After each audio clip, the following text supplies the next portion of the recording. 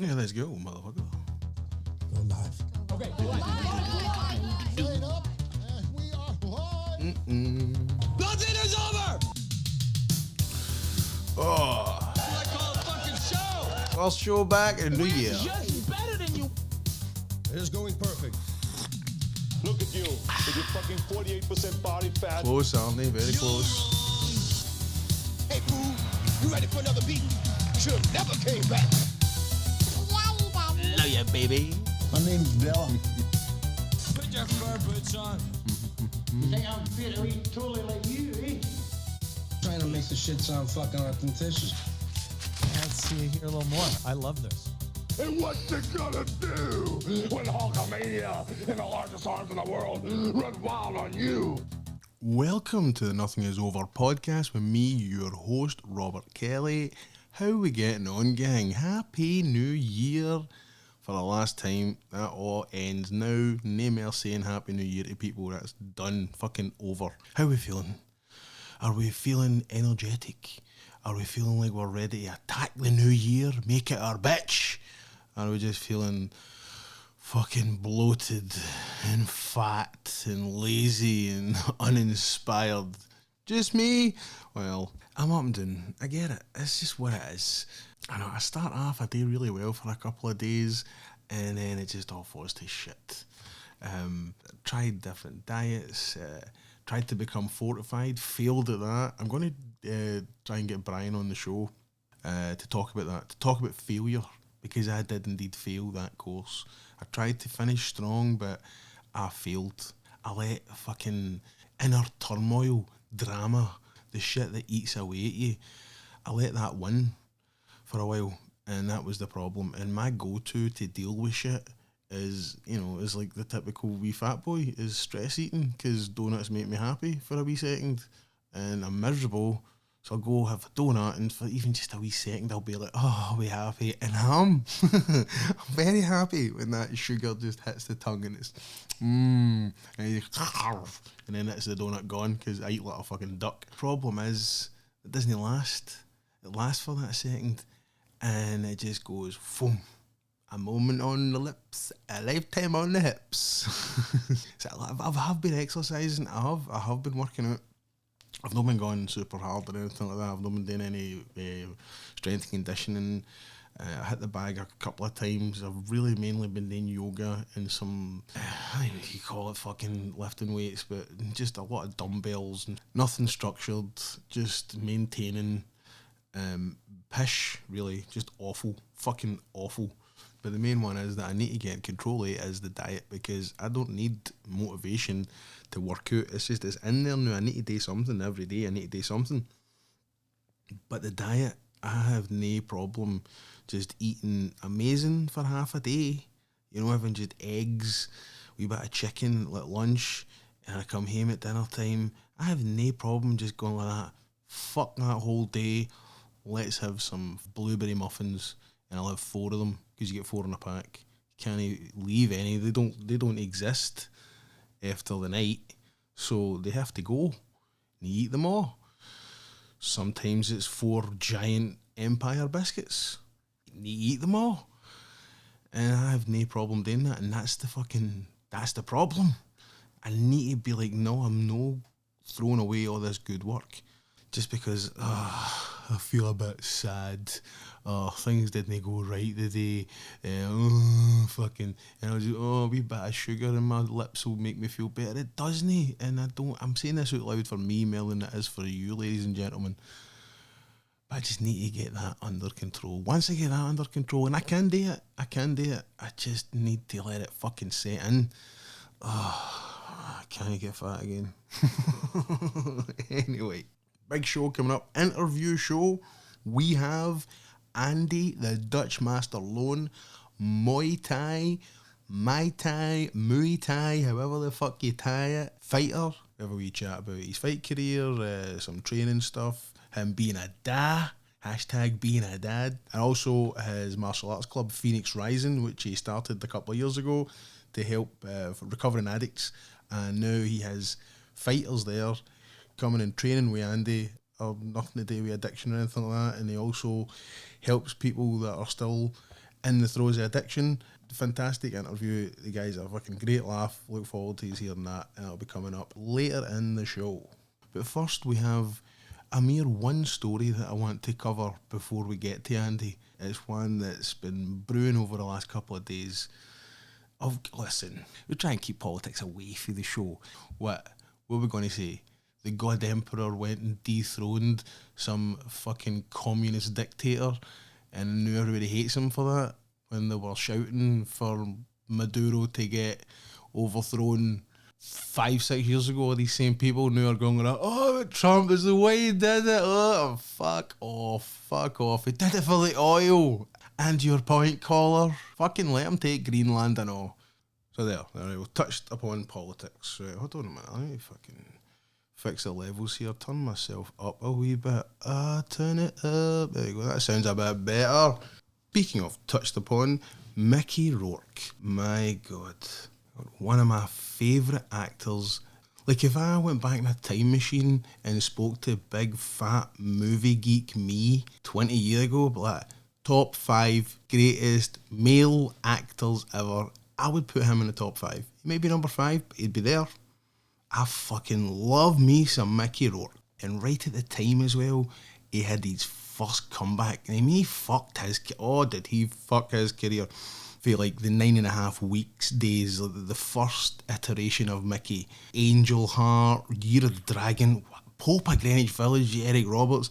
Charlie, they cut my head, Charlie. My thumbs, Charlie. Rumblefish, which was kind of like his breakout, really. Let's just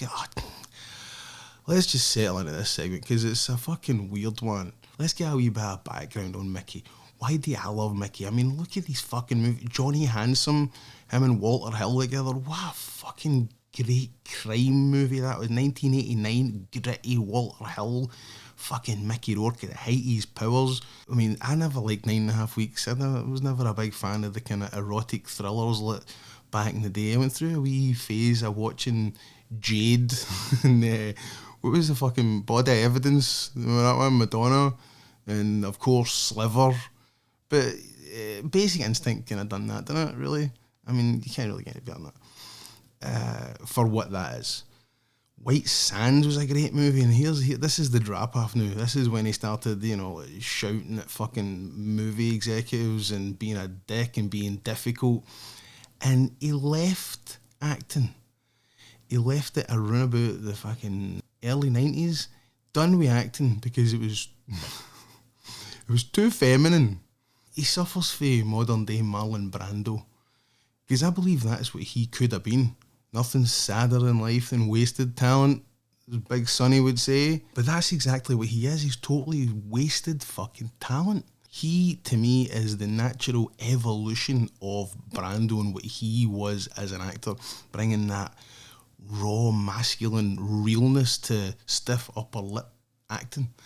De Niro is seen as the guy, the next step, but he's just like another iteration of Brando. Mickey Rourke, to me, was always the heir apparent, but he fucked it by just being an arsehole and being hard to work with and being a fucking diva.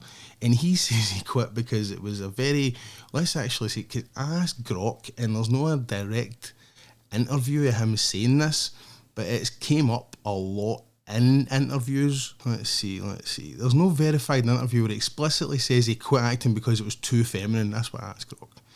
Because there's been articles and interviews with him over the years saying that he doesn't like the feminine quality of acting. He sees himself, he's like a tough guy. And that was what Brando said as well. It's the exact same thing. It's not something that a man should be doing for a living, or this kind of shit, right? To me, that's very funny, because we'll get to that. We'll get to why that's very funny. I love Mickey Rourke, and I want to say that I'm a huge fan. I really am a huge fan. Everything that I'm going to say, it comes from a place of love, and also a little bit of humour that I find in it. I was there when he came back the first fucking time, and it was my guy that brought him back. Stallone. It always goes, all roads lead back to Sly. Get Carter. Mickey Rourke was down on his fucking luck. He went to boxing because he thought, okay, because he had an amateur boxing record, and he decided to go back to boxing at almost like the height of his fame. It'd be like Timothy fucking Chalamet leaving to go and actually become a real table tennis player. Mickey Rourke did that, right? That's why he's such a genius, because he's so fucking crazy as well. You can't be that good at something like acting if you're no genuinely crazy. So he goes away, gets his face punched in, which is what he blames for all the surgeries. I don't believe that one. But he couldn't get a job because all the PAs, you know, the assistants, and all the fucking gophers that he pissed off and annoyed, all the co-producers that he ruffled their feathers, they're all studio executives now by the time he gets back to boxing, and they're like, fuck him, we're no hiring him, we don't want him. Same thing happened to Brando. But Stallone met, it's a famous story, I'll recap it very, very briefly, that Stallone met Mickey when he was down and out. Mickey himself says he shouldn't even have been eating in this restaurant. He could barely afford the soup that he was eating, but he's there because he has to, you know, keep up the fucking appearance. He's Mickey Rourke. And Stallone was like, are you alright? What's happening? And he's, can he get a job? He says, funny enough, I'm looking for a guy that looks like they could beat me up. And Mickey always goes, no bother. He always answers that question when he tells the story. Like, I was like, fucking no problem. To get a perfect guy right here. It's like, fuck you. Stallone would kick your cunt in, Mickey. Enough pretense, say, fuck you. So Stallone hires him against the wishes of everybody on the fucking production team. They were like, no, we don't want him. No way. Stallone paid Mickey Rourke out his own pocket, because initially Rourke was like, I can't even date for that amount. This is the guy. So it was great to see the two of them on screen though. Oh, was that no fucking amazing? That was just, as a huge fan like me, that was incredible. And then he went on for that again. The next time I saw him, he was in The Pledge. He did that wee cameo. It was kind of like the Rourke cameo time. There was that one, and there was the Buscemi movie. Oh, what the fuck was that again? Animal Factory. Fucking, there was another one too. Buffalo, fucking Vincent Gallo. Was he not in that? Buffalo 66. Aye. He played a transgender prisoner in Animal Factory. It's a great film, by the way. That's weird, Mickey, in a dress. You quit acting because you said it was too gay, and now you're in a dress because you need the work, I guess. And that was around about the same fucking time as Get Carter, because he couldn't get hired for nothing. But then he was in The Pledge right after that. As a wee cameo as a dad that had lost his kid. It was just heartbreaking. It just shows you the camera basically stayed on his face the whole time. Jack Nicholson, the lead in it's a cop, coming in to interview him, and he just fucking blows Jack Nicholson off the screen. You don't even remember you're watching a Jack Nicholson movie. You're all of a sudden watching a fucking Mickey Rourke movie. He's so good in that. Once Upon a Time in Mexico, alright. It felt too fake to me. It was really good experimenting with the CGI bullets and all this kind of shit, because that's what's happening right now, obviously, since Alec Baldwin killed that chick. So Rodriguez, always well ahead of his time, enjoyable enough, but the big one for me was him turning up in Man on Fire. Tony Scott, now we can say it was Tony Scott's greatest movie. He was so good. Jordan Kalfus, slimy fucking lawyer guy. It was just so good seeing him in that kind of part again in a giant movie directed by Tony Scott. Seeing that in the cinema, I was like, Mickey's fucking back. And then we got Sin City with Marv. Can you believe the skinny wee boy in Diner is Marv for fucking Sin City, the monster? This run, his comeback is arguably better than the first time he was famous. The movies are way better. He worked with way better people. He's the kind of actor that needs a strong director. Somebody that tells him, listen, enough of the pish. That's not what we're here for. We don't give a fuck about your wee fluffy Pomeranians. We don't care about needing your assistants to poof up your wig. No, we don't want none of that. We want you to be an actor now. A wrestler. Oh my God, I could not wait for that movie. It had everything I ever could look for in a movie. I love Aronofsky. Indie kind of day in the life character study, 70s kind of movie about a down and out professional wrestler with Mickey Rourke in it. Oh my God, man, that was fucking all my boxes all checked, and I absolutely love it. It's a masterpiece. Springsteen song in it, beautiful. You couldn't get any better than that. You would think that would be him back, and he'd be like, right, I learned my lesson the first time. Don't be a prick. Don't just fucking get drunk and take drugs and be an arsehole. I'm saying this because I love him as an actor. As a human being, I read a lot of stories in the prep to this as well, that fucking a lot of shit with his wife, Carrie Otis. Oh, it's grisly. It's fucking grisly. I have no sympathy for the guy, by the way. I want that very clear here. I love him as an actor. Zero sympathy for whatever his situation is right now. You'd think to yourself, then he gets Iron Man 2. Iron Man 2, he's the villain in Iron Man 2. It couldn't be gone any better. And at the same time, him and Stallone again, Expendables, all the gang together. Mickey should be on top of the fucking world. But somehow, who the fuck knows how, he ruined it all again. Did he start the diva behaviour, start acting like a prick, being unreliable, all these stories that you hear about? How the fuck? Because he goes to then making, like, with Java Heat, The Courier, Dead in Tombstone, Sin City 2, decent to good. Hitman in London, Blunt Force Trauma, Blunt Force Trauma. All these fucking straight to DVD shit garbage, and he's just churning them out. He probably gets paid like £250,000 each one. He goes to Poland or Bulgaria and films for like fucking 4 days or something and goes home again. Which brings us to the story at hand. Mickey Rourke has a GoFundMe because he's getting kicked out of his Hollywood home. He was photographed a couple of weeks ago looking no too good. He popped his baldy head out of his front door to pick up some bags of, I don't know, takeaway food or something. No wig. Very interesting to see that. Mickey Rourke has my account blocked on Instagram. I can still see his account through the @NothingPod2 on Instagram. I can see his account that way, but he's blocked my main account because he posted some fucking thing about him and Stallone. It didn't make any sense to me, and so I took it as disrespect, and I wrote, I think you've got your wig on too tight. What the fuck does that mean? What is that all about? And the cunt blocked me. Because apparently he doesn't wear a wig. But now we clearly see he does wear a wig. Fucking hate wigs. Ugh. And then the story comes out that he is in debt about, what is it again, like 60 grand on back payments for his rent for this fucking shack that he's got in LA. So somebody in his team decided to start a GoFundMe, and it made bank for Mickey. Problem is, Mickey says he didn't do it. Let's read a wee bit of the story, right?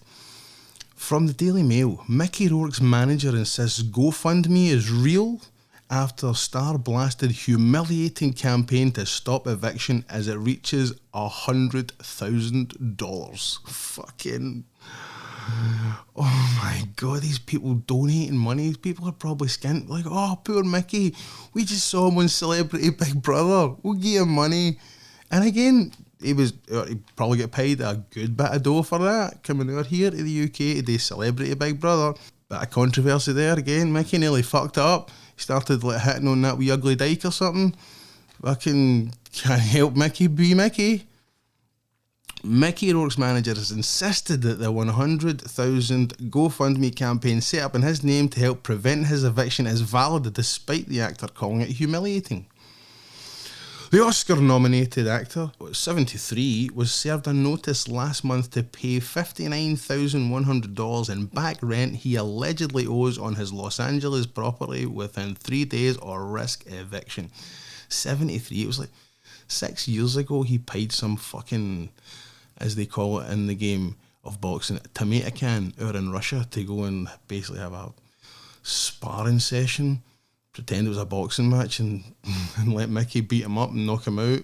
He has a mental illness where he is still an A-list 35-year-old actor who can box and do everything in his mind. No, Mickey.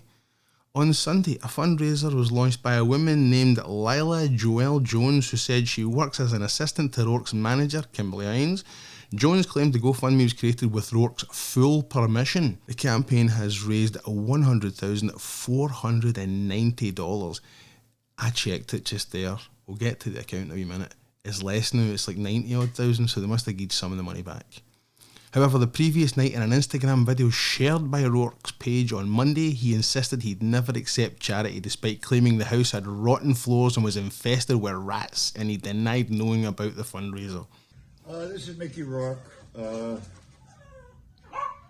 something's come up that I'm really frustrated, confused, and I don't understand. Somebody set up some kind of foundation or fund for me to donate money, like charity, and that's not me. Okay, I'd rather if I needed money, I wouldn't ask for no fucking charity. I'd rather stick a gun up my ass and pull the trigger.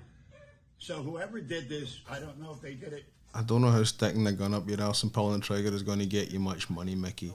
Sitting there with a pink blouse on, holding his wee yappy dog with a straw cowboy hat on. You know, my life is very simple. I don't go to outside sources like that. And yeah, it is embarrassing, but you know, I'm sure I'll get over it like anything else.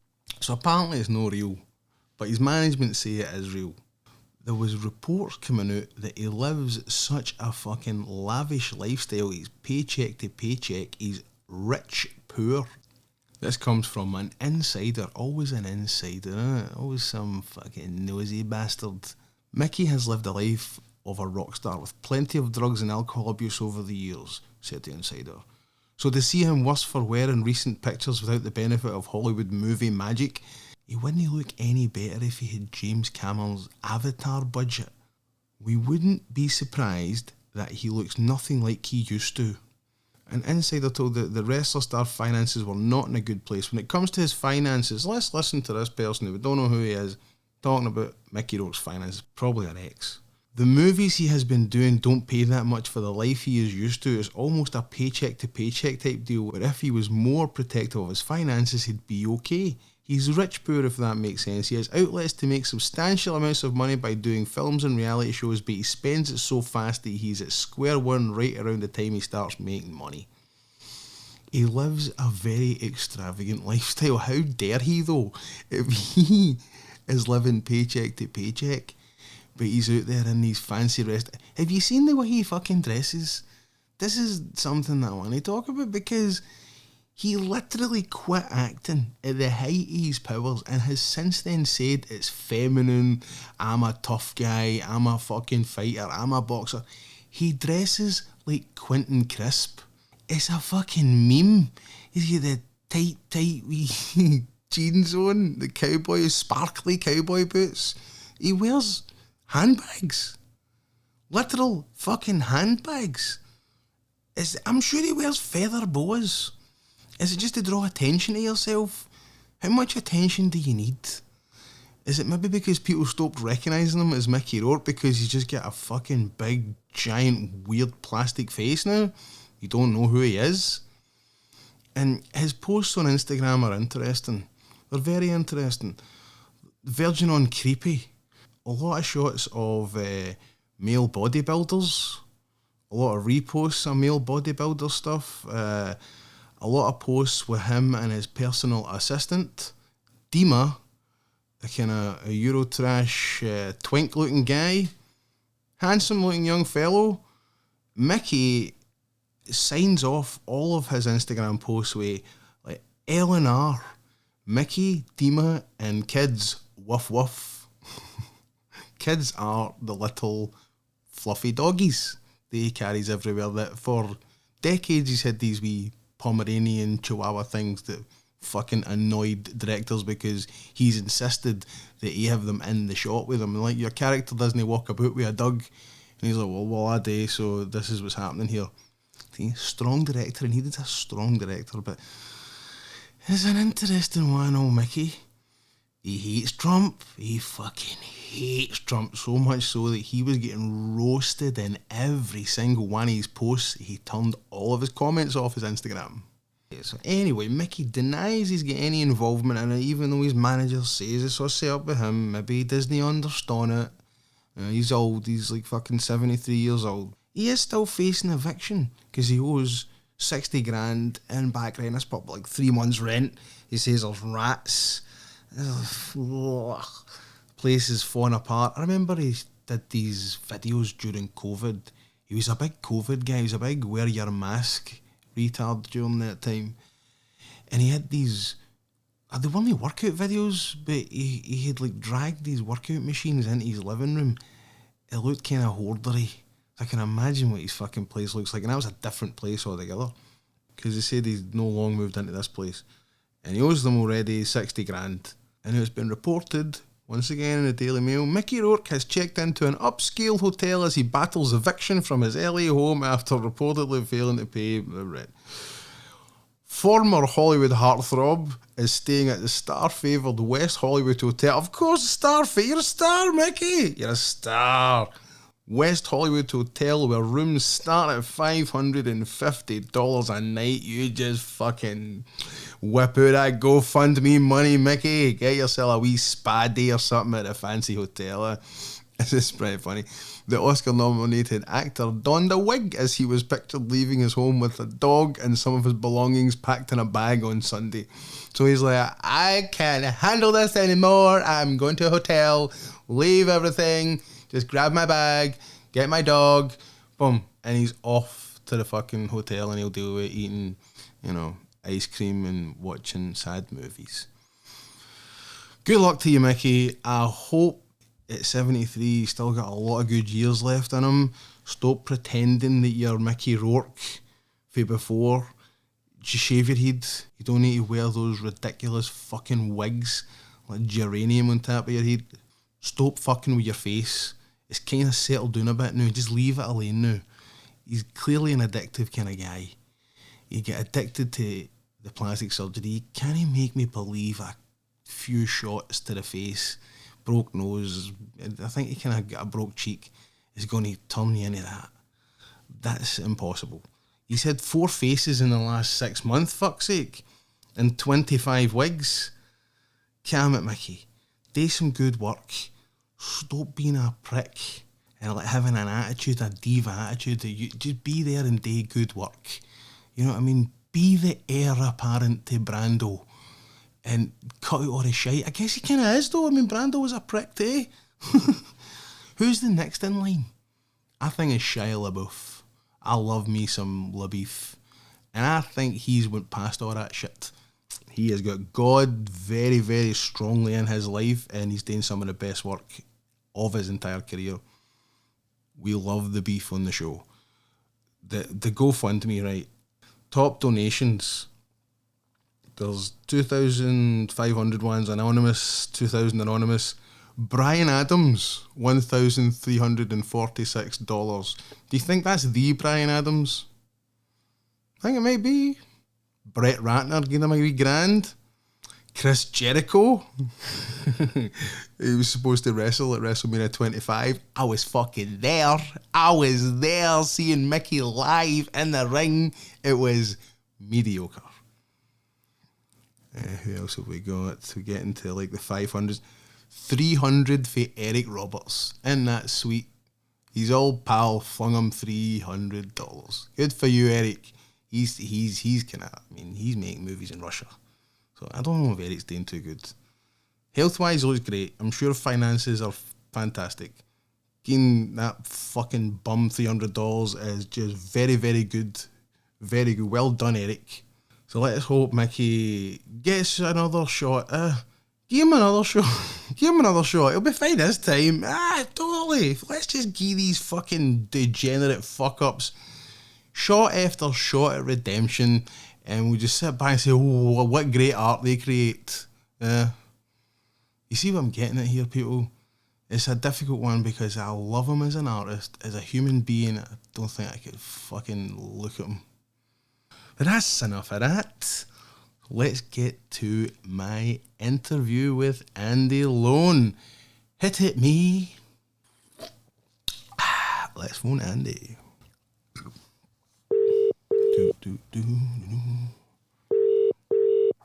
Hello.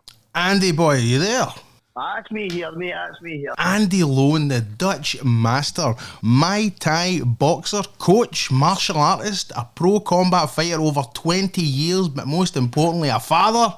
Andy boy, welcome to the Nothing Is Over podcast. How you doing, mate? I'm good, mate. Thanks for having me. And good wee intro there, man. Good to get it all out. Oh, it's just a wee summary of just all the stuff that obviously, because I've known you online really for actually a good few years. I've followed your progress, watched your training, but the thing that really kind of drew me to you, Andy, is you being a dad and also the life of a fighter.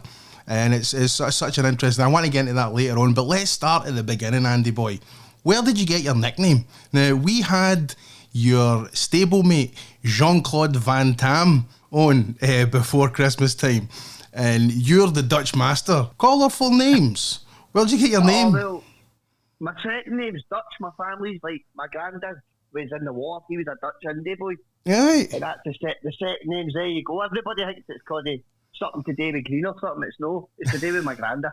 Is that what it is, right? So did you come up with yourself then? It's all you that... I just kind of popped it in a pair of shorts and that was it. So where did your journey for that kind of thing start? Like, how did you get into martial arts? What age were you? Well, I was young when I done boxing. I started with boxing about 8-year-old.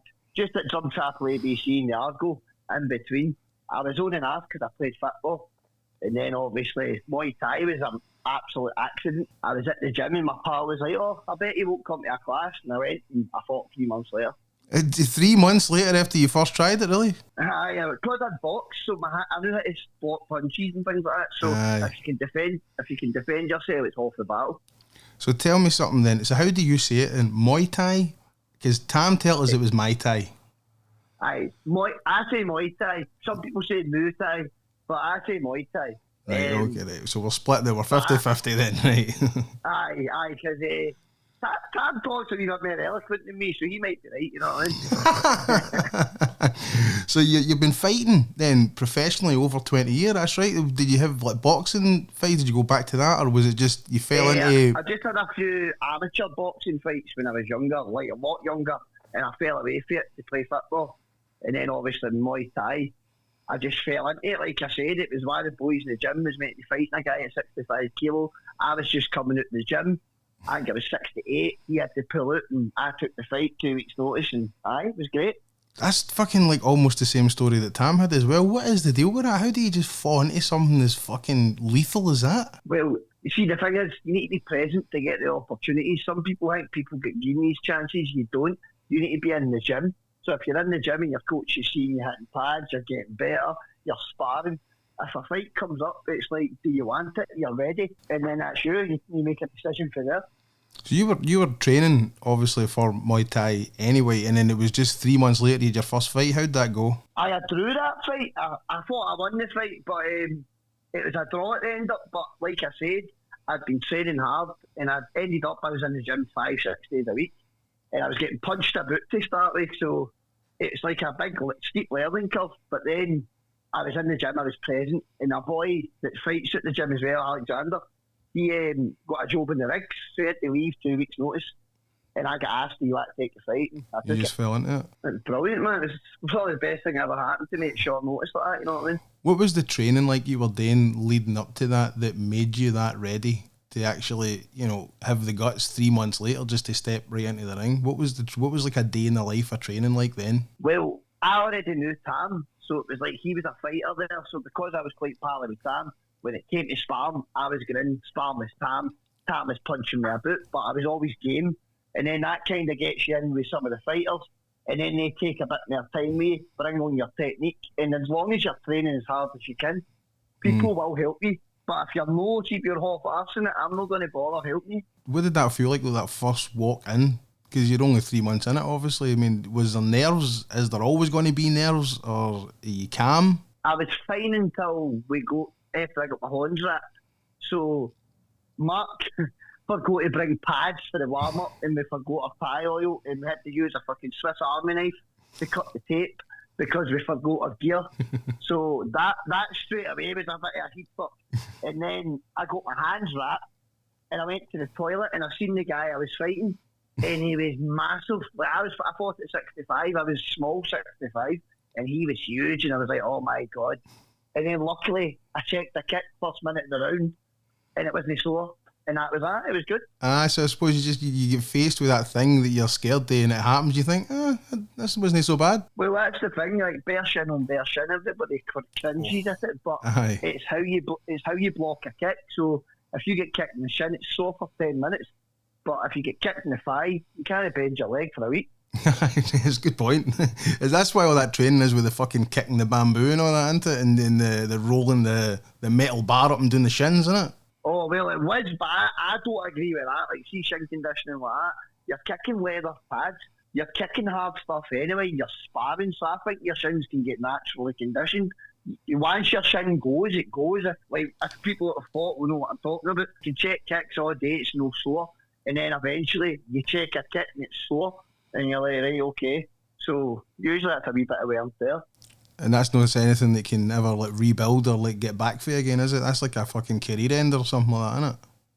Aye, well, if it depends how bad it is, but you're half a long time between fights. Like my left shin is absolutely blutered.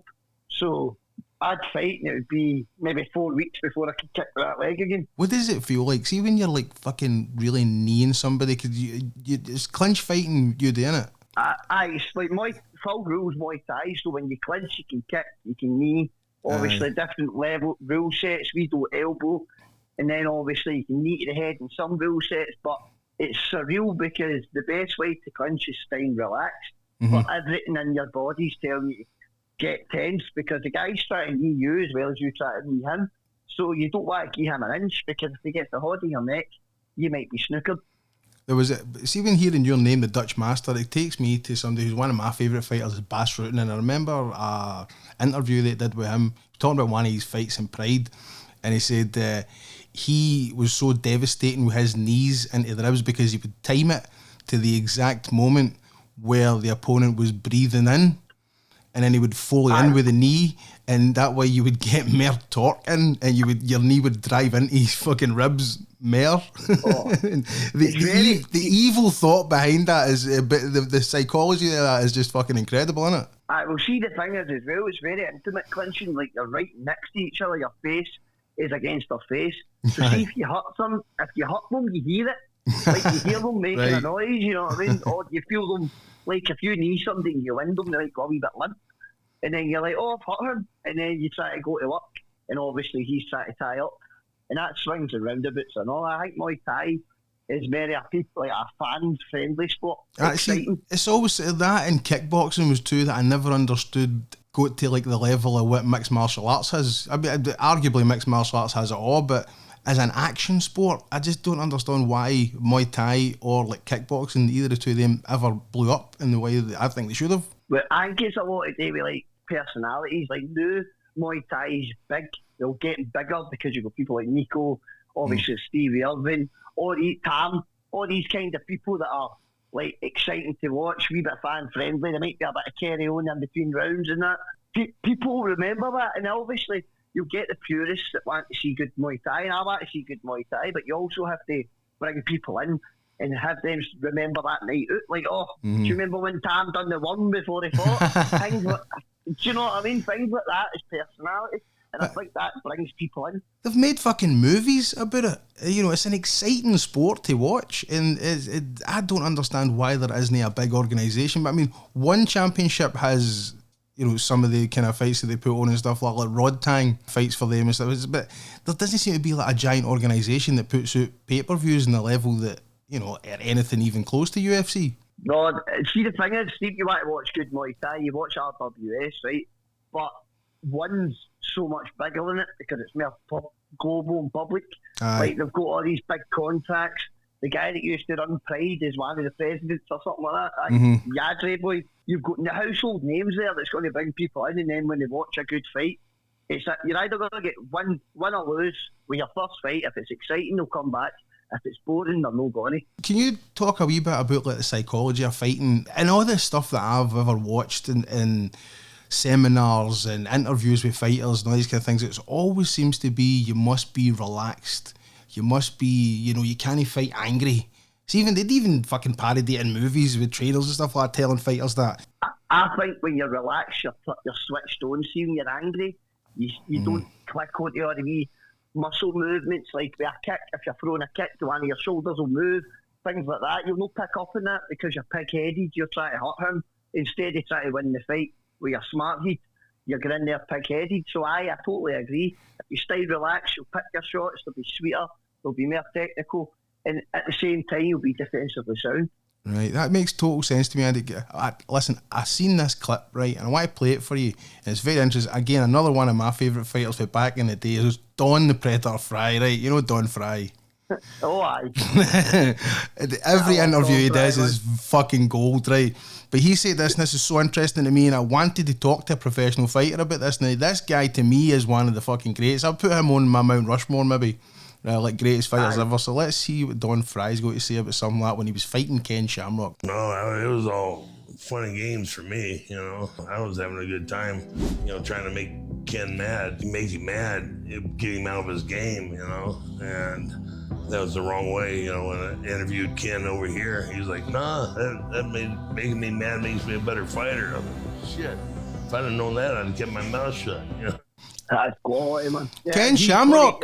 I mean, another one of the greats, like the Lion's Den, the training, the fucking everything that screams, the perfectly built fighter psychology, and yet he says making him mad makes him a better fighter. I think, with Ken Shamrock, he fought very early as well. It was like there wasn't as many skills, so a lot of guys were just like judokas but couldn't strike. A lot of guys were just submission guys but couldn't strike, or they were wrestlers.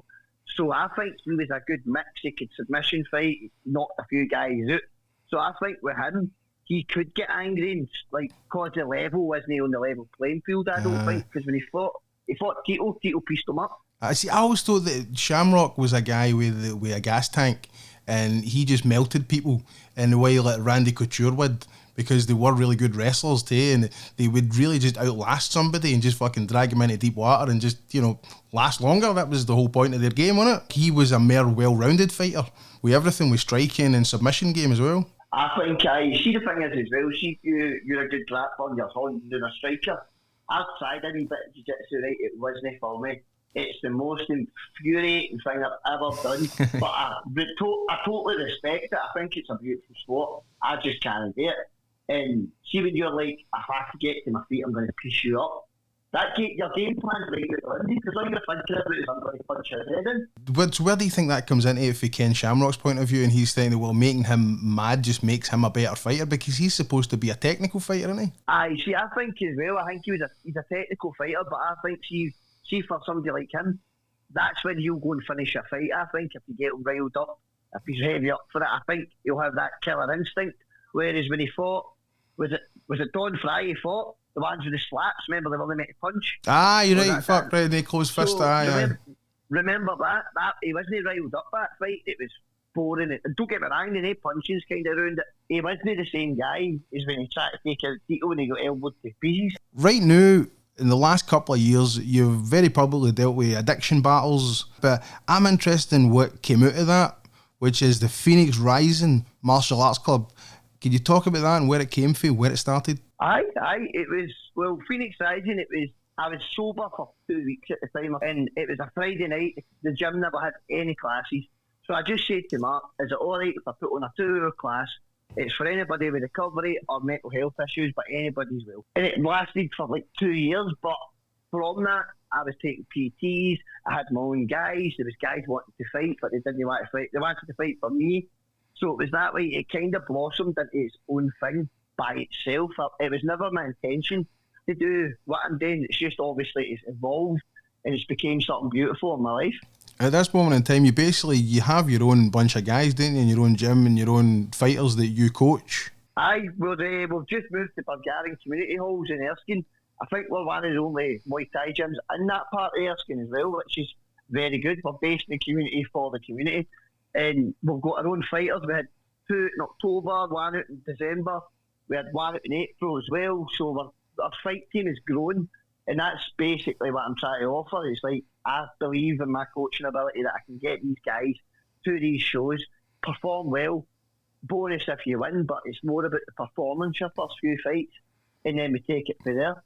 Kind of glossing over a wee bit here is the fact that you're still got guys coming to you on nights that are dealing with addiction problems and stuff like that and keeping clean, and this is part of their recovery as well as training fighters.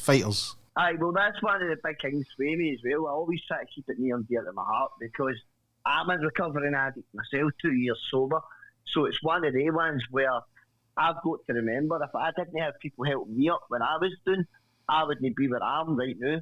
And let's be honest, like some of the nicest people you'll meet are addicts. It's just sometimes it's no easy to live your life. Mm-hmm. So I'm trying to give them that wee, like we've got the group chat, we've got the chat, the socials, they're all part of it. We always get a picture at the end of every session because it's a team thing. We're a team. We're not just like classmates, we're a team.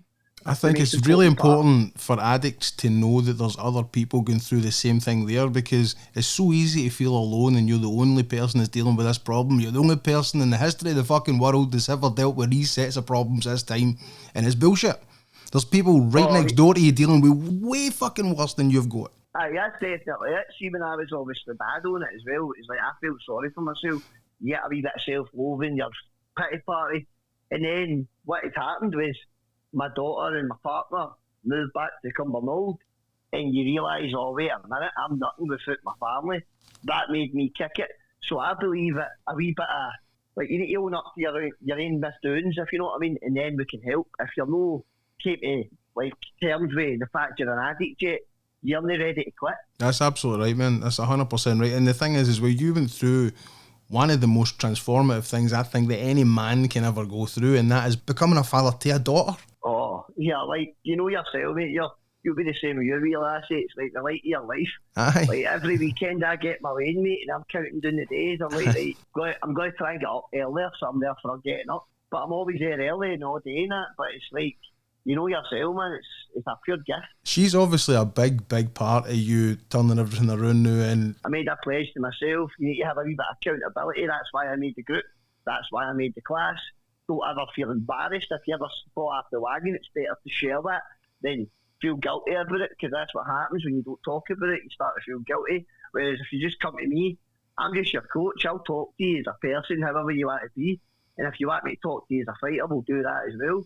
But you can come to me, there's no judgment. It's like, right, mate, no bother. 2 days sober, let's go. That runs the gamut of anything kind of mentorship that you could do for anybody, because you're basically like a mental health coach for a lot of folk, as well as a physical fucking fight coach. Well, we'll see the mental health aspects of fighting though, man. It's like the best antidepressant you'll get. Not even just fighting, just the gym.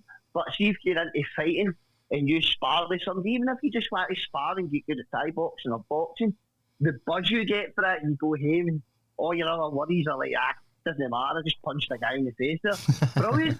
That's what I did jiu-jitsu very infrequently at this moment in time right enough, though, just with kind of schedules and stuff like that with Jamie McKenzie, who gets a shout out in most episodes. When I started doing that with Jamie, I've never been more fucking tired in my entire life. I've never been choked out more in my whole life. Mate, he folded me up like a deck chair for fucking hours. The first time I heard that is the most humbling thing that's ever happened to me. I absolutely loved it, but getting choked out a time and time again is very, very tiring. It's exhausting as fuck. And see, when you go through that, there's nothing else in the rest of my day that's as hard as that. There's nothing there's no problem that I'm going to come up against in that day that's as terrifying as going out fucking lights out in my garage against that cunt. You know what I mean? Oh, yeah, big time. Well, I've done a wee bit with one of my boys, Jack Morgan. He plays second in the Scottish Shambles. I was like at him, I was like, right, show me how easy it be to take me down. And he's like, right, just throw a kick. And I was like, how hard? And he's like, no, throw a kick. And I'm not even kidding on. I don't even think I'd moved my hip yet. I was on my back. I was like, right, do you know what? I might be a wee bit better at Thai boxing, right? But I think you'd do me. Woody, that's an interesting question you hear fighters getting asked a lot, and a young drum boy like yourself, may have got into some street scraps back in the day, Andy. No saying nothing, obviously. What is the best martial arts for a street fight? Boxing. Boxing? all day, man. Boxing, man. Because you don't want to throw kicks because any fucking idiot can grab your leg.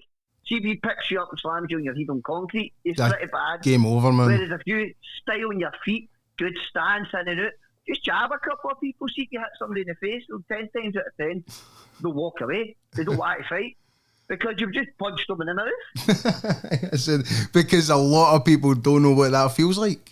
It's like social media time, man. Killing like accountability. Like people can write stuff about you and be like, he's a specky goon, or I no bother. Like, see some of the things I was seeing on Reddit about my post, and it was like, crackhead to crack in your head, right? It was funny as fuck. Wait a minute, what is it? You posted something and people on Reddit started slagging you, calling you fucking crackhead, really? Well, it was Mark posted my video that blew up. I think it got like 30,000 views. Hawaii 5-0 shared it and things like that. What I said about the class, right? So that was uploaded to Reddit through Mark saying, listen, we've got a free class, it's a free service, blah, blah, blah. Well, some of the comments were wild, man. And I'm like, what the fuck? Crackhead to cracking your head, though? And I'm like, Jesus. If you only fucking met me on the street somewhere, exactly. That's like, guy. Come to the class. Come to the class. We'll spar, man. I don't need to feel bad. You know what I mean? It's like you get punched about in sparring, and you should maybe stay your lane, come to class, learn how to fight, get good, master your technique, and be a gentleman. And when you spar, if somebody's laying off, back up a wee bit, let them work on your defence. You're better. You don't need to prove it every time you spar. That's a good point, because a lot of people end up getting put off because maybe they've been going to boxing for a couple of times, whatever, and maybe somebody just took it a wee bit far with them and it might put them off. The flip side to that is, I don't know, man, I think it's good to get a wee bit of pasting now and again by somebody who's a lot better than you. Aye, but that's when you're about to fight or you're showing that you're into it. I'm meaning, like, see if you come to a class and you're just say a dad that used to do metafit, and now he's like, do you know what? I'll do this once. I'll come once a week. And the guys will come once a week, and they'll never want to get amazing technically wise. They just want to work out. So they guys, you can't really be punching them and things like that, because then you're losing a customer, you're losing a nice person, and then it gives a bad look to your gym as well. Because if I've got guys coming in and are going to spar with my boy that's fighting next week, say, any leg kicks of life at them, they're not coming back. And there's a difference with somebody who's just like training for fitness or somebody who's training for fighting. It's very different. Majorly, because you're locked in, you're willing to take the blow to land your shots. And you know, in the gym as well, if it's a hard spar, it's either in fight camp or he's agree upon it. And sometimes it will get a wee bit out of hand, like somebody will land a good shot, and then that goes into them trying to land a good shot. See, I'm lucky. I've only ever sparred in jiu-jitsu, like only just rolled with Jamie. And I love Jamie. He's one of my closest pals in the whole world. He has hurt me in ways that I've never been hurt by somebody who would hate me. And it's only because he trusts me and I trust him. And I want to understand what is happening. You know, like when a certain kind of a leg lock, arm bar or something, I want to be able to feel where the tension is. So he's got to really crank it and let me feel where the pain is, so that when I'm doing it to somebody else, I understand where to put my hand, where to kind of get better leverage on it. So it's useful. And I know he doesn't mean it. So it's kind of, I like the hard kind of, as we'd call it, hard sparring. See, if you're going to go hard with Ty, I always say go to the legs or the body. And I'm not talking about full power roundhouse kicks to the ribs, because that'll break the ribs. I'm talking about if you're going to throw a cross to the body, maybe throw it at 50, just to be like, right, it's a hard spar, here we go. That's usually between two guys that are ready to fight or are wanting to fight, so they're trying to show, listen, what I can lift it here. And then that gets them their opportunities. So I do agree it's good in a competitive aspect between guys that are wanting to fight. But with guys that have no business in it and are just there for fun, they can spar, and maybe once a month they'll want a hard spar, they'll take a hard round, and then they'll be like, oh, fuck that. But you need to give people the confidence. So I'm not going to give them the confidence. Like, if the time you throw a kick, I catch it and sweep you, because you're no kick. So I've got to let you work as well, you know what I mean? 20 years as a fighter, now as a coach, what does the experience that you had as a fighter help as a coach with problems that come up? I think you can speak to them on the level that you understand. Like, I understand you're tired, I understand you're hungry, all right, you might be injured, but you need to keep training, and I've done that, so it's that way. I know exactly what I'm asking of them. I practice what I preach.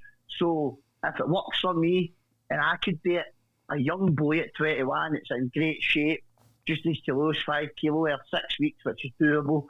He should be able to do it. What about psychological You know what I mean? stuff? What about like the preparation of a fight? Like you'll obviously be coaching guys that are going in there to fight for the first time. You've got the experience of it. You've probably seen many guys that you've been in the gym with getting their first. What kind of stuff? How do you prepare them for that? It's all about being calm. You know, just like seeing the drive to the venue. You don't talk about the fight really, because after the weigh-in, right? You weigh in on the Friday. That's after that. It's like, yes, I can go and eat. You go and enjoy your meal. You usually go out with your coaches for a meal, and then you go home and we pick you up, say 11 o'clock after they're weighing in, things like that. We get them, we take them to the venue, but we make sure they're comfortable. You make sure everything's there that we need well before we get them, so there's no hiccups, because mistakes breed fucking negative feelings. You know what I mean? Yeah, I understand. And then obviously, as I said, when they're in the changing room, you've just got to remind them that they're good as well, because a lot of the time when you're fighting, you think your opponent's amazing, or you just think about how good he is. You need to remember how good you are. Like, if you're ready to fight and you're in shape, remember the work you've put in. Remember that you get to do this, you don't need to do this. Do you know what I mean? That's the biggest thing. They're fighting because they want to. So make it fun, because this is a hobby. Aye. Do you know what I mean? This is a hobby. Hobbies are meant to be fun. I do Thai boxing because it gives me something that no drug could ever give me. And then I'm a coach to a lot of guys, and okay, if there's any issues, you can come straight to me, because I'm not a mind reader, and I've got 8 fighters, so I can't like help you if you don't let me know what's going on. I keep pushing the whole 20 plus years combat athlete and stuff like that, because do you know that you're kind of maybe no finished with your combat fighting career? Would that be correct? Well, I'm back in training now. I'm Right. cutting down a wee bit. How old of a man are you, Andy? I'm 37 last month. So What age do they usually bow out of the Muay Thai at? Probably about 35. Probably about 35. But my last fight, I wasn't in good shape. I was still abusing cocaine. I wasn't looking after myself. I didn't even really want to be in the fight. I just did it. So I'd made a promise to my pal that passed away, Jordan Cole, God rest his soul. I was made a promise to him. About 3 months before he died, I wasn't talking to my coach at the time. And he was like, promise me you'll make it up and fight again. And then obviously he passed away, and it took me 5 years, but I did fight again. So I don't want that to be my last fight. No, for anybody else. I don't care if people think I'm rubbish and have something to say. I don't mind. I don't really bother. But it's for myself. I can't leave it on that. I went out with a whimper. It wasn't a fight. You know what I mean? It was like, I was just their body. I wasn't even in there my soul. You know what I mean? You'd say there, obviously, you were abusing drugs and stuff like that while you were in a training camp. What did a training camp like inhabit? What did you do then? Like, were you just like fucking sniffing gear and doing push-ups? What were you doing? Well, I would get up in the morning, I'd go my run, and then I'd get home, get a shower, probably sniff a bit, go and get something to eat if I wasn't working that day, run to the gym, work the bag, run home, get a shower, go back to the gym and do a 2-hour class, and then I would check my weight, and if I had to, I'd go on the assault bike. It was like, I was just, you're not going to get fit and healthy if you're sniffing cocaine, right? It takes all your power, it takes all your cardio, it makes you feel like a bitch. If you want to take that, see if you think that's cool, you will learn, because I thought it was cool when I lost all my teeth. Fuck, really? That's what took your teeth, knowing the fucking knees and the headbutts, no? A couple, but most of it was taking gear. And that's what I'm saying. It's like, it took for the biggest part of my life to move away, like my daughter, my partner. It took for them to move away for me to go, you're going to lose everything for this. Is that what you want? So I had to come to terms with that and just be a man about it and say, right, okay, that's it done. And it's been a bumpy road, but I had to realise. So amazing, mate, amazing. Thank God. How old is your daughter? She's 2, mate. She's turned 2 in December there. It's the fucking best, isn't it, man? Mate. I don't know. What did that go like? What was that like, man? Mate, it's just unreal, man. It's like she's such a good wee lassie. Oh, mate, everything good in my life's about that way. And you know what I it mean? makes you, mate, I have never cried more. I never cried, ever. I was never a fucking crier. But that wee lassie of mine makes me greet on a daily basis, just thinking of things. And it's no like, sad things, obviously. It's just such a happy thing, isn't it? It's incredible. It's incredible. I think that guys kind of like us, we are similar in a lot of ways. I think we are giving daughters to kind of smooth off the rough edges. It's to bring your soft and your tender side out, because Aye. obviously I'm rough and ready all the time. I talk rough and ready, I know, and it's that way with her. I'm very fucking softly spoken. I make sure she's all right. She just makes me realise that no, everything's bad. Do you know what I mean? It's like that wee bundle of joy just loves me and laughs so he daft at my shite jokes, and it's brilliant. How often have you got her hitting pads? Oh well, she's got tie shorts and things like that. Yes. Right? She's not into it yet, mate. No She's yet, not no into it yet. Just keep brainwashing her. It works, mate. I done it with my daughter. She's got her own fucking punch bag downstairs. She's got Uncle Jamie's pads down there. She's got her own wee boxing gloves. She kicks. She goes to Taekwondo as well. I'll be putting her into Jiu-Jitsu. My wee is just about to turn 4. So I'm getting her into Jiu-Jitsu as well. So I'm brainwashed. She's not got a choice. Until she's old enough to say, I don't like this, Daddy, she's fucking doing all this stuff. Listen, it's like putting money into a bank. It's the best investment you'll ever make. Genuinely, it gives you confidence. It makes you like you're not afraid to say it, speak your mind, but you're not looking for trouble, kind of thing. It eased everything for me. I went from being a wee Ned with a chipney shooter to, all right, no bother, I'll just laugh at half. All right, mate, have a good night. Do you reckon it gives you a way to channel that fucking that angry young man spirit that we've all got as young Glaswegians? Oh, it's that way. You see, for me, right, obviously I started ninth place, but the most heartbreaking thing for me was like Mark Henry. He's my coach. He runs GTVA. What a guy! Like, he done so much for me, and it was that way. You see, any other person, I wasn't exactly easy to coach. He would have turned me away. So I owe a lot to him. If I didn't have such a good coach, I probably wouldn't have stuck it. But wouldn't have stuck it, I don't think, because Mark obviously, he believed in me. When you don't believe in yourself, so that's all you need, a good coach. You've got somebody that will tell you when you're good, when you're bad, when you're ugly. You're winning. You think you've taken that some into what you're like as a coach? I don't sugarcoat it, right? But like, I do love all my fighters and even if just my students. I love all of them because you're giving them a part of you. I'm giving them my time, and they're also giving me their time. So it's like you get to know them, and then you get a bit of laugh.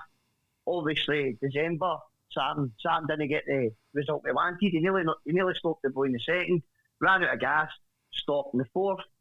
I was heartbroken for the boy, but I've still got to maintain my professional look and be like, listen, mate, it's all right, we'll get back to the gym.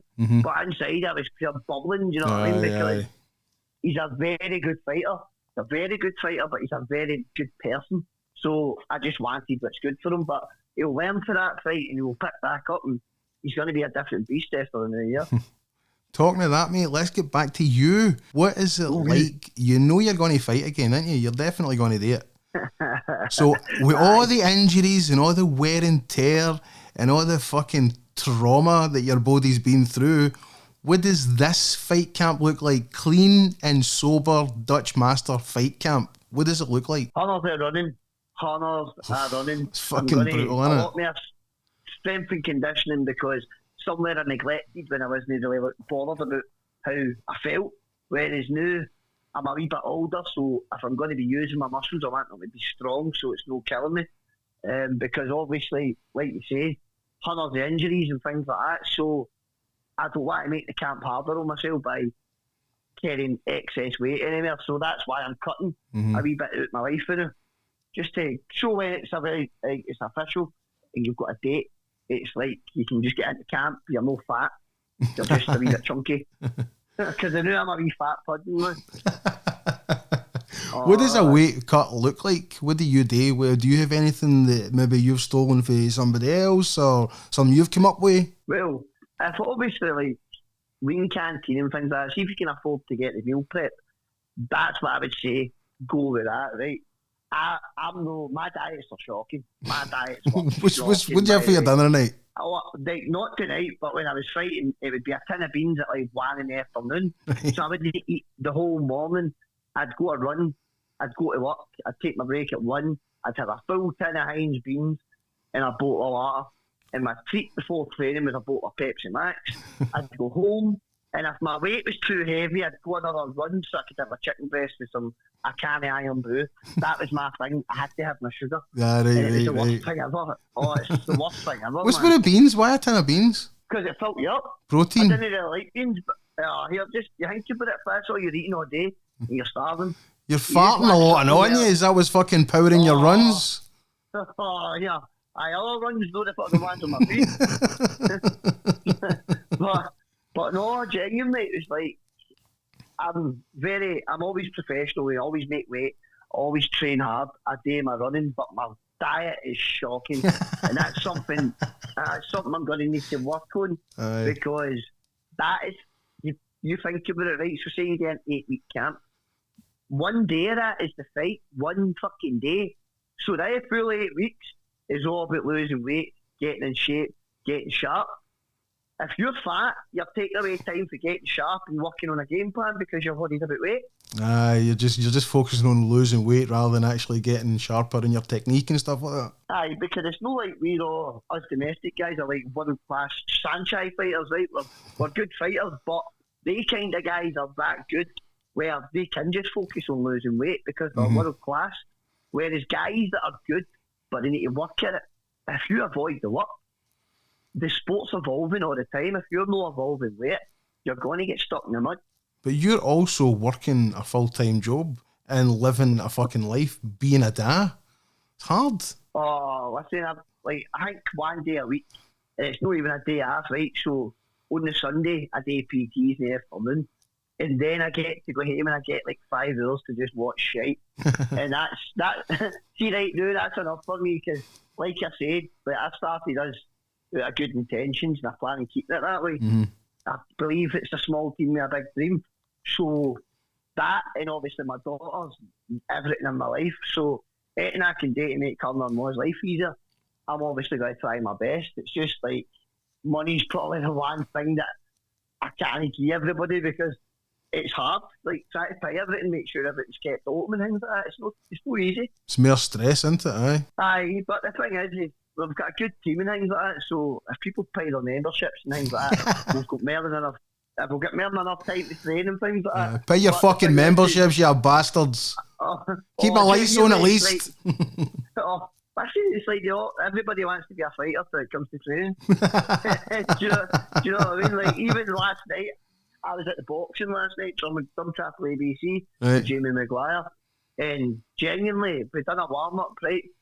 But our gym's shutting the 19th, so we're back tomorrow, and that's 2.5 weeks. So I played a game of football, worked, and that's it. So I went to being in classes 4 days a week to not. So I went to boxing, and we were just jogging in the hall, doing knee-ups, shadow boxing, and I had to take my jump on my tap. Okay, so you blown out your arse after 20 minutes or something? Then that's what you're like, listen, maybe, like, I think sometimes I need to remind myself, see when I'm thinking about fighting, I'm not 27 anymore. Mate, that's what I was just going to say to you there. I think, is that age? Is that where now you not only need to dial in your diet and everything else, but you need to do it all at the one time for a long time because as you get older, all this shit just is harder anyway. Aye, it's like, see when I was in my 20s, ate what I want, done what I want, I had a six-pack, I don't think I went over 63 kilograms. And then I hit 27 and I couldn't keep the weight off. I don't know if I fucked my metabolism with all the fight camps and things like that. I don't know if maybe that's part of it, but genuinely it's part of getting older, isn't it? It's like youth, the fountain of youth, let's just say, man, it's the most priceless thing about. I think working out is the fountain of youth. I've never felt better in my life. Now I'm gone for being a 35 stone fucking monster. I ate everything when I was in my 20s and 30s, right up to that 56-inch waist. And so I know extreme fatness and fucking laziness. And so see now, like working out, that to me is the best thing that I've got. It's a total luxury to me. Oh, it's a beautiful thing. And like for me, my assistant coach, Stuart McIntyre, he's on a similar journey. I only met Stuart at the start of the year, right? And I immediately clicked with him. And he's a heavier set guy, but he loves Muay Thai. And he's writing about it. And he's always there. And he's always part of the team, and he's a kind of glue that holds it together. Because sometimes, like, I can't be everywhere all the time, so sometimes I'm more focused on who's fighting, say. And makes sense. I don't want the class to feel neglected. And Stuart's a great guy, all the boys love him, so it's that way. He's like, I couldn't ask for anybody better to help me. Do you know what I mean? It's like he's just the right person, right time. And I know for a fact, getting asked him to do, get.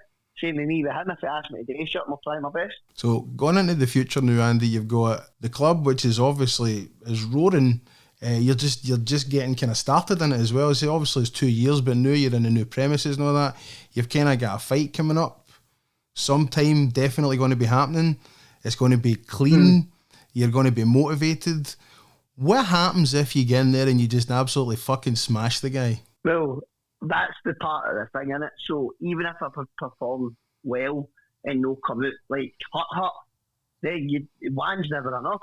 But obviously, if you go in there and win, you're going to go again, right? We're men. Like, right, so Andy, can we talk about addiction again, please? Is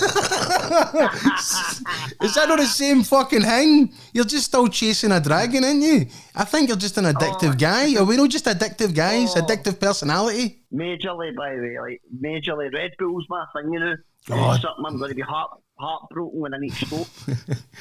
I want an advert on this fucking show. I want Pied on this show because Monster fucking, what's the Aussie lemonade one? Have you ever tried that? Oh no, I'm a fucking plain Jane Red Bull all the way. No, upgrade yourself before you quit it. Monster Aussie lemonade, you'll never taste anything better. It tastes better than Fanny. It's fucking incredible. Listen, man, Monster comes with a free fucking skateboard, right? My demos, you know, right? Fuck that shit. Like pure vampire fucking spit. That's what he's a drinking with. It's minging.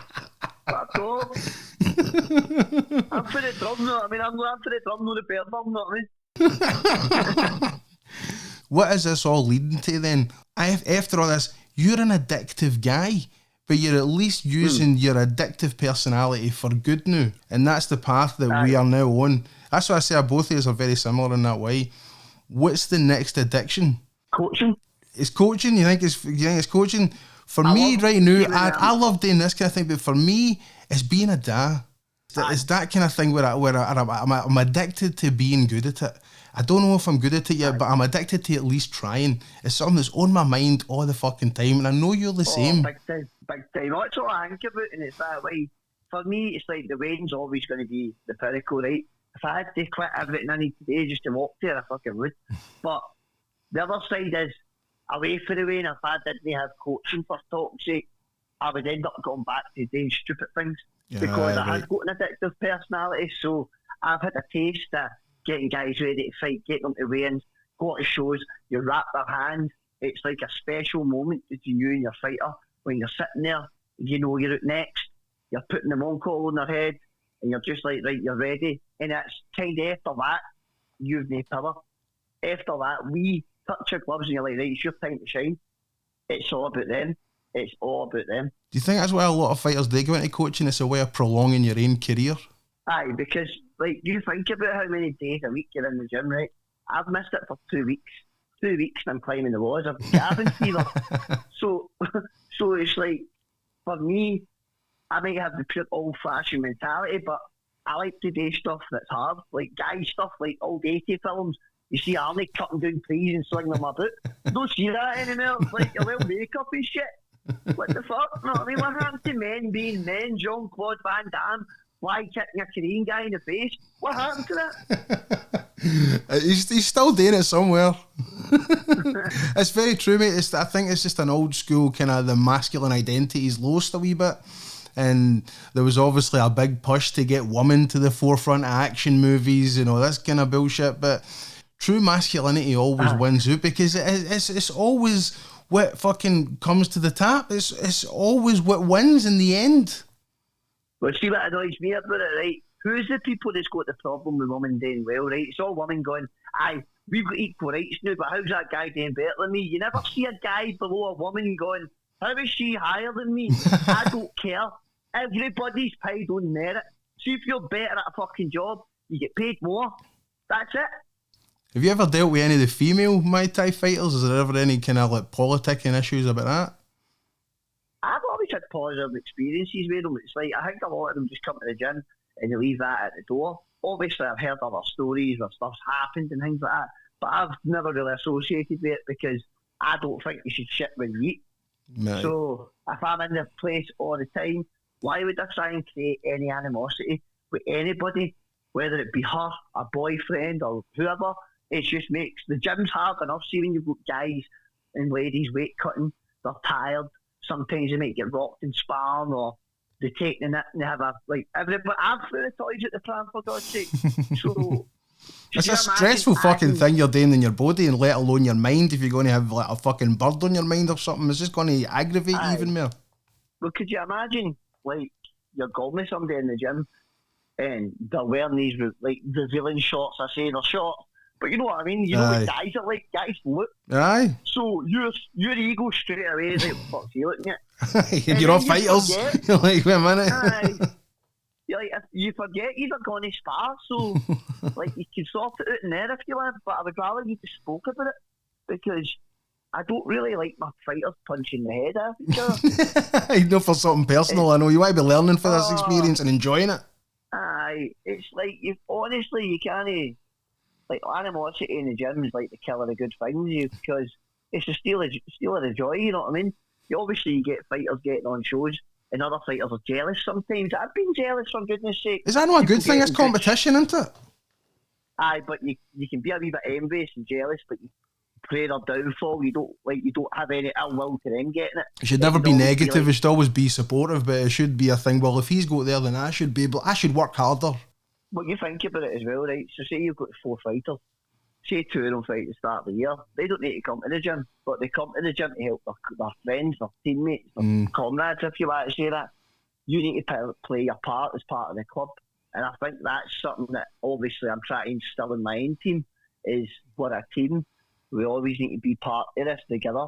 If one falls behind, we're a small team, so we all need to be pushing in the one direction, positivity. Forget all the outside noise. Let's just focus on us building a good team here.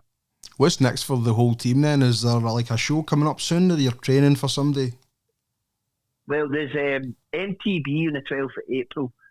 I've got like Sam, there's a couple, 2 Jacks, wee Corey, other Corey, and there's a few more other boys that are getting close to it as well. So that's probably what I'm looking at. But there's an inter-club next month at the Grip House.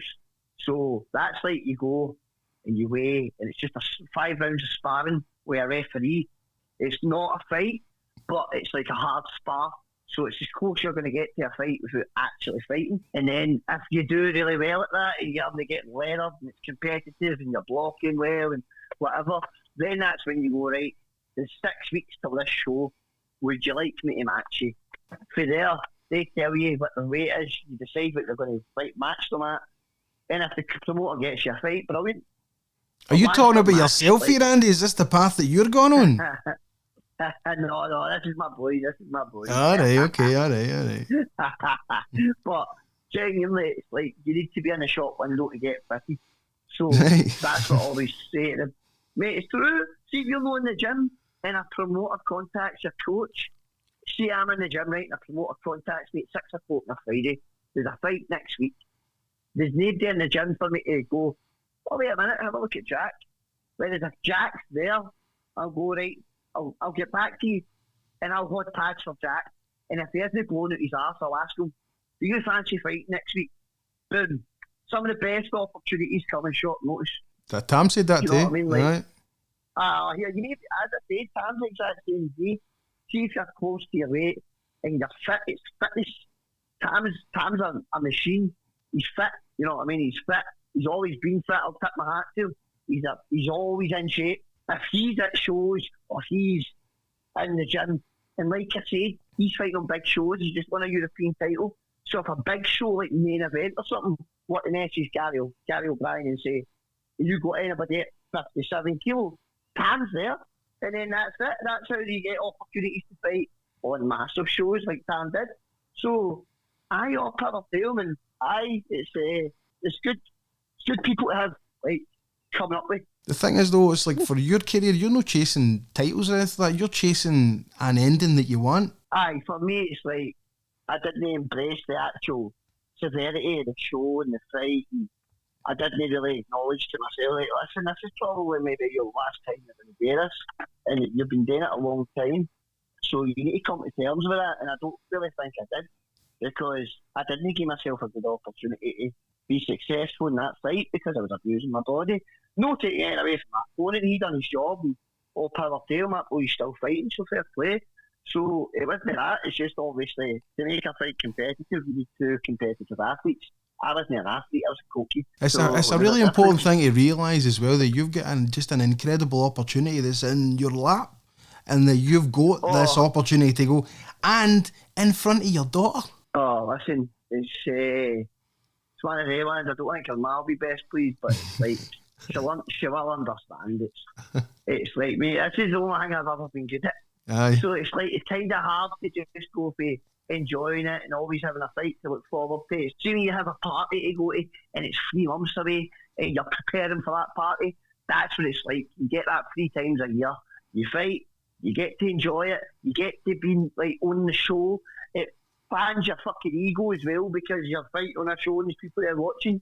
So it's like, it feeds into you being a man, I think, and it's hard to think that I'll never get that again. But you get it. So, you know you're going to do it again anyway. You know you're going to fight again, but you get to show your daughter what you did as well. See, that I think as well, like, see, because I've been out of shape. It's not, I say out of shape, I'm not obese or anything, but for me, I'm out of shape. I get you, I know what you mean. Like, so for me, being out of shape, I don't really want to be that fat guy. Like, my veins embarrassed by me. This is exactly what I've said. I've said that. I don't want that. I'm an older dad, hey. I can't be taking her to school and be this old fat dad. And or pals go, well, is that your granda picking you up? I want them to go, like, who's the fucking jacked guy over there? That's what I want them to say. That's my ultimate fucking motivation in life, is to not embarrass my daughter when I turn up to pick her up for school.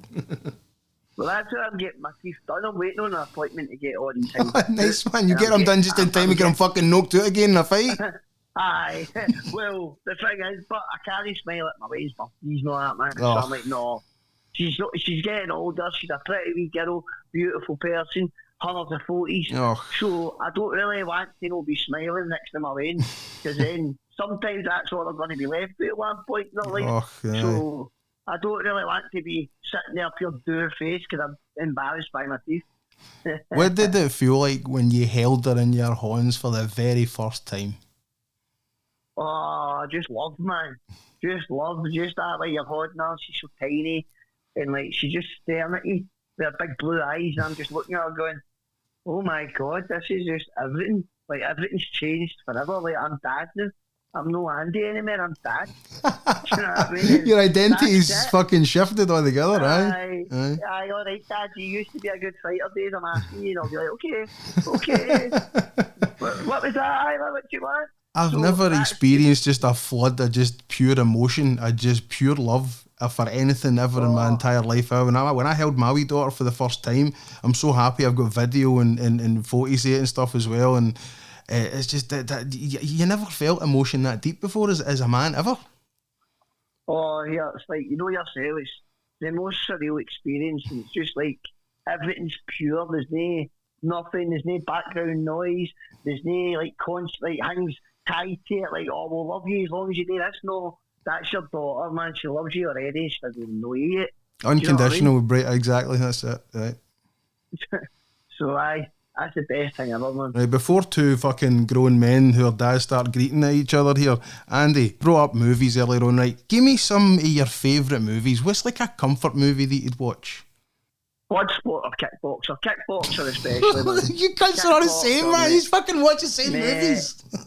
Mate, listen, man, Jean-Claude in that film, right, you're like, right, alright, the bit that was stupid was the bit where his bra gets crippled, right? He's meant to be a professional fight in Thailand, which is a professional sport, and he tears the fucking belt. What was the belt made of? Fucking lycra?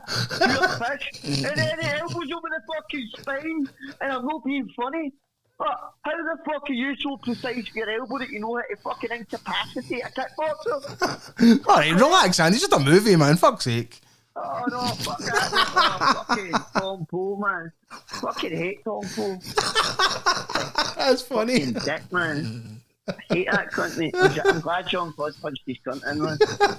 Well, did you see the Kickboxer remakes? Did you see them? Oh, they were shite. Oh, they were really bad, weren't they? Van Damme was dubbed and everything. The one with Batista. What one? Oh, he was Tong Po, wasn't he? Aye, he was Tong Po. Oh. And it was fucking dog shit. They're like the most wee, broad, short, hand, dark-haired guy is meant to be this Thai fucking boxer from Thailand. That doesn't make sense. Fuck off. I didn't like the main guy. I know he's a really proficient martial artist, whatever, Alan Moosey or something, but he's so fucking wooden, and it just looks so cheap and Euro trashy, and what he's doing, the fight scenes weren't even fucking good in it. Oh, see, the worst one for me though, right? We all know Sensei Seagal. He can fuck off. Don't start with me. Listen to me. See right now, Andy, I'm touching right now with my hands. I'm touching my Blu-ray collection of Steven Seagal. I'm running my fingertips along it. I've got everything he's ever done. Don't speak ill of Sensei Seagal. I seen him live at the Renfrew Ferry and everything. Oh, you poor man. I hope you were fucking counselling. And do you know what? He wasn't the fattest guy on the ferry that night. I was. See, that is, he was good at it. Like, I respect any martial artist, but see when he started that shit, like Anderson Silva wanted a kick at all. It was a fucking front. It was a front kick. It's a front kick. It was a fucking front kick. It's one of the first kicks to fucking learn. My daughter does it the new. She's been in Taekwondo. She's fucking even 4 years old. A fucking kick to the face. A kick to the face. My thing with Seagal, right? There's never been anybody like him. He arrived as a fully formed action hero. Right, remember Nico? Fucking shut up, right? It doesn't matter. He can kick ass. He was so fucking amazing. In the early movies like Nico, Marked for Death, Hard to Kill, right up to Under Siege. Nobody's ever had a run like that. I ironically buy his fucking movies because he's not even in his movies anymore. I saw stuntmen that do everything. There was a stunt. He had a stunt guy walking across a car park for him one time. The fat cunt couldn't even get up off his ass to walk across a car park. He had some big skinny guy with a ponytail do that for him. It's ridiculous, mate. It's fucking. I don't know how he still has a career. He's so fucking fat. I don't know how he gets away with calling himself a martial artist. And even at that, he got interviewed about maybe 10 years ago now, and some interviewer asked him, who in Hollywood are real tough guys that you would stand next to? Right? Have you seen that? And he said, I can't think any. And the guy listed off, the first guy he said was Michael J. White, who is like the most fucking legit guy there is. And he said, can I laugh in your face? I was like, what a big fanny. What about when he said about fucking Chuck Norris? He's like, oh, he'll be about 70 now. So you dick. Fucking hell, I know. You absolute fucking helmet. You're 70 fucking two of them. But listen, bitch, man. when you look at him now, right, you think that's just a big giant fat guy that dyes his hair with that black paint stuff, dyes his wee goatee beard, and goes and gets paid fortunes in Russia to do these fucking weird demonstrations on the mats. Have you seen these Aikido demonstrations he does where people are just throwing themselves away from him? And it's so bonkers that he believes that it's real. It feeds into him. See his accent he puts on and says his mom was a Mongol. Fuck off. Your mom's from fucking LA, you dick. He's staying in fucking Los Angeles. Fuck you. Fucking Mongol. He's said everything. He said he's black, he's Creole, he's a Buddhist or something like that. He's fucking he played a good Italian though in the fucking thing me in that hey Richie, where's Richie? What a great movie that was. Played a good Italian in a funny film, but it wasn't meant to be funny. What? Richie, back off. Andy, Out for Justice is a great American classic. Oh fuck! That's where we disagree. It's a great Jewish classic. It's a great Jewish classic. Cut that! That's getting cut. Right, so we understand. We are basically on the same page of movies. I know you love Rambo and Rocky and all that stuff as well, so that's okay. That's fine, right? That's a tick towards you, Andy. Music. What do you listen to? Well, I'm a weird guy, right? I don't know. I just listen to the same music all the time. I've got 3 playlists on my phone. Love it. Dance and trance, right? I've got gym playlist, which is like kickboxer. No retreat, no surrender. And listen, I know you've got the Rocky 4 soundtrack on a fucking loop because it's on every one of your videos and I love every one of them.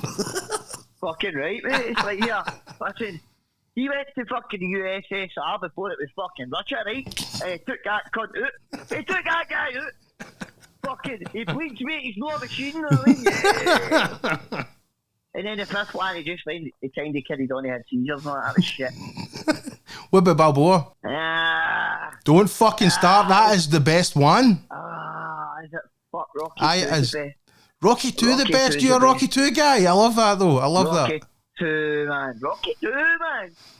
It's kind of to be. Listen, I'll tell you the truth, right? Because I'm the expert in Rocky here, right? So just you be quiet then, and I'm going to tell you that Rocky 3 and Rocky Balboa are the best ones. Then right underneath that is 1 and 2. That's the real Right order. up there and all, man. What Oh, one? no, man. There's no easy way out. That's the best, innit? I know. Come on, man. He's driving in a fucking Porsche or whatever the fuck Did you it was. see the director's cut that Stallone made during COVID? No. No, it's fucking shite. Shite? It's terrible. Aye, it's just a lot of alternate footage, and there's more Adrian moaning at him. There's more fucking woman-y pit him like. The dragged it soap opera, man. a wee bit. It did Maybe make us. Andy, that's a perfect. It did. It made it a bit soap opera. Aye. I'm like that, mate. I've really watched Rocky box, right, and then go through the emotional roller coaster of when he thinks he's going to get beat, and then he goes against all odds and wins. That's everybody's fucking dream. You go in there, you get hurt, you last, you get up, you win by knockout. Everybody thinks you're the fucking best for a day. That's the best feeling ever. That's what it is. Nobody remembers you in the fucking Monday. That's a sin, man. Tell Really? you. Right, back to music, you about it? depressing cunt. Right, what's on your other playlist? I don't want to hear about dance and trance. I'm fucking heard that for Tam and all. Any real music? Oh, Dr. Dre, The Game. I said Obviously, real music. I'm Rap is mixing it. just as fucking bad. What are you playing at here? But then obviously you've got your fucking playlist that's got music on it. The Verve, fucking Whatever. Dancing with the Moonlight, Sting, all that stuff, mate. Sting! It's a mix of everything. Meatloaf, fucking Meatloaf and all. You're a weird guy, Andy, you're right. In a battle, yeah. Oh, mate, there you go. You're right, mate. Usually I end these interviews with asking, what song could you pick right now that would sum up where you are in life? I don't know if I want to ask you that though. No, you can't say that. That's banned. Yeah, another Andy had that. Lucky man. Another Andy had that, so you've been beat to it. Oh, right. See that mad tune? The Dagestani tune, that Chubina. Oh, is that the one that they put on the wrestling videos and all that? Aye, that one's fucking banging, man. See that right there? You're walking down the street, you're walking by guys that don't train, you're looking at them like I do him. And that's the soundtrack it plays in your head. Aye, you're walking with a swagger, or you're looking at the guy eye to eye, you're just like, I could kill you. and then you keep walking. Andy, what a great answer, mate. This has been phenomenal. I've had a great laugh with you, mate. I need to have you back on when there is a next fight for you decided, when you're training, when you're dialed in, to see the difference in you. And I'm going to come and I'm going to visit you as well one Friday. Oh, good man. Bring my wee daughter Good with man. us, come visit you, and we'll do a wee video segment or something like that, and we'll do something for the show. How's that? That sounds spot on, mate. That sounds spot on. Andy, it's been an absolute pleasure, mate. I appreciate you. Thank you so much. And I'll talk to you in the DMs, bro. Right, mate. Have a good night, mate. You too. See you later. Bye-bye. Right, cheers. I can't hear the song because you're singing over it like a genius. End of the show, gangsters. Oh, we made it. There you go. First one in the bag for 2026. Let's end the show with no singing. I hope this is the song that Andy's talking about. This is the one at least I have seen going on all the wee Dagestani wrestling videos or on TikTok and that. But I know this for Ocean's 13, Vincent Cassell. And he's doing the yoga moves and the dancing in between the laser beams to get to the safe. It might be 12 though. Oh, I need to watch the movies again, man. They're so fucking good. They're all good. They're all great. I wrestle some motherfucking Dagestanis. It's a banger, isn't it? It's called, I think there's an accent above the E, but it's Thé a la menthe, le caution, or la caution. This isn't something that I would jive out to or work out to really, but I'm digging it. Listen to some of the weirdest shit on this. Oh, it's kicking in again, look. Oil change, heel hook, fish hook.